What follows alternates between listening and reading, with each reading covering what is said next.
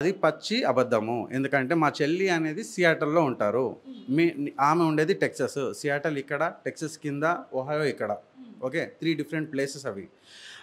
ఒక state to ఒక state పోవాలంటే ఫ్లైట్‌లో పోవాలి మేడం. ఎవ్రీ వీకెండ్ ఎవరికీ అట్లా ఫ్లైట్‌లో ఈమె కోసం వచ్చేసి తిట్టిపోయేంత ఓపిక ఉండదు. ఇంకోటి ఆళ్ళకంత అవసరం లేదు ఎవరికీ గూడా. ఎవరి పనులు వాళ్ళకుంటాయి. నేను ఈ అమ్మాయి 3 మంత్స్ కలిసి ఉన్నాము. ఒహాయోలో ఉన్నాము మేము. ఓకే. ఒహాయోకి మా చెల్లి ఎన్ని సార్లొచ్చింది. మా చెల్లి ఎన్ని సార్లొచ్చింది ఒహాయోకి. ఈమెని ఎన్ని సార్లు తిట్టింది. పోనీ ఈమెతో కాల్‌లో తిట్టిందా? పోనీ కాల్‌లో మెసేజ్ చేసిందా? ఏదైనా ఉంటే చూపెట్టమనండి. ఓపెన్‌గా నేను ఛాలెంజ్ చేస్తున్నాను. ఏదైనా ఉంటే చూపెట్టమను.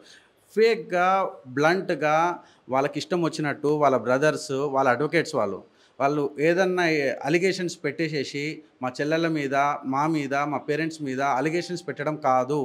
ఏదైనా ఉంటే ప్రూవ్ చెయ్యి. ప్రూవ్ చెయ్యి. అనడం కాదు. మా సిస్టర్ వచ్చి ఇట్లా అన్నది. ఈ సిస్టర్ ఇట్లా అన్నది. కాదు. అలిగేషన్ ఉంటే ప్రూవ్ చేయి. నేను అన్న మాటకి ప్రతిదీ ప్రూఫ్ చూపిస్తా. నన్ను అడగండి నేను చూపిస్తా. వాళ్ళెలా చూపిస్తారు? ఎందుకు అలిగేషన్స్ పెడుతున్నారు? నా పైన గాని, మా సిస్టర్స్ పైన గాని. ఓకే. అంటే 2018లో మీకు వివాహమైంది. మీరు ఇక్కడి నుంచి అమెరికా వెళ్ళిపోవడం జరిగింది. మీ భార్య ఒక్కటే అంటే ప్రణీతారెడ్డి ఒక్కటే 2021లో ఇక్కడికి వచ్చేయడం జరిగింది. అంటే ఎందుకు వచ్చింది? అంటే కేవలం ప్రెగ్నెంట్ అన్న రీజన్‌తోనే వచ్చింది అంటూ కూడా ప్రణీతారెడ్డి తల్లి చెప్పడం జరుగుతుంది. అసలు ఏం జరిగింది అక్కడ? 2019లోనే ఆమె యూఎస్ నుంచి ఇండియాకొచ్చింది మేడం. 2018 డిసెంబర్‌లో అయింది. 2019 నవంబర్‌లో ఆమె ఇండియాకొచ్చింది. అక్టోబర్‌లో వచ్చినట్టుంది. Somewhere around October, November. Reason ఏంటి? కేవలం ప్రెగ్నెంట్ అన్న రీజన్‌తో వచ్చిందా? లేకపోతే మీ ఇద్దరి మధ్య వివాదం కాస్త ఇంకా పెరుగుతుంది అని చెప్పి ఇక్కడికి వచ్చిందా? లేకపోతే ఎందుకొచ్చింది? కాదు. ఎందుకొచ్చింది అనంటే ఆమె 3 మంత్స్ ఒహాయోలో నా ప్లేస్‌లో ఉందని చెప్పాను కదా! అది ఆళ్ళ యూనివర్సిటీకి విరుద్ధంగా అనమాట. 10 డేస్ కన్నా బియాండ్ నువ్వు ఏ ప్లేస్‌కైనా వాళ్ళకి చెప్పకుండా వెళ్తే you are actually crossing your limit with the USCS. అంటే వీసా రూల్స్‌కి.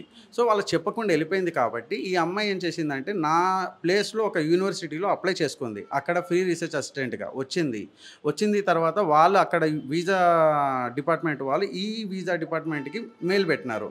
ఇట్లా మీ స్టూడెంట్ ఇట్లా మా దగ్గరికి మూవ్ అవుతున్నది.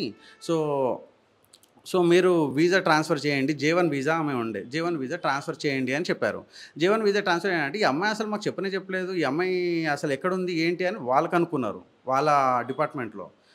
అసలు వస్తుందా లేదా అని వాళ్ళ ప్రొఫెసర్‌ని అడిగితే లేదు రావట్లేదు 3 మంత్స్ అయిపోయిందనేది ఇన్ఫర్మేషన్ తెలిసిపోయింది వాళ్ళకి వీసా వాళ్ళకి. అట్లా ఏదైనా రూల్స్ బ్రేక్ చేస్తే ఇండియా లాగా ఉండదు మేడం. అమెరికాలో నెక్స్ట్ డే వెళ్ళిపోమని చెప్పినారు. నెక్స్ట్ డే వెళ్ళిపోయింది ఆమె. నెక్స్ట్ డే వెళ్ళిపోయింది. దాని ఫ్లైట్ టికెట్స్ అన్నీ కూడా నేనే పెట్టిన. వెళ్ళిపోయింది ఆమె నెక్స్ట్ డే.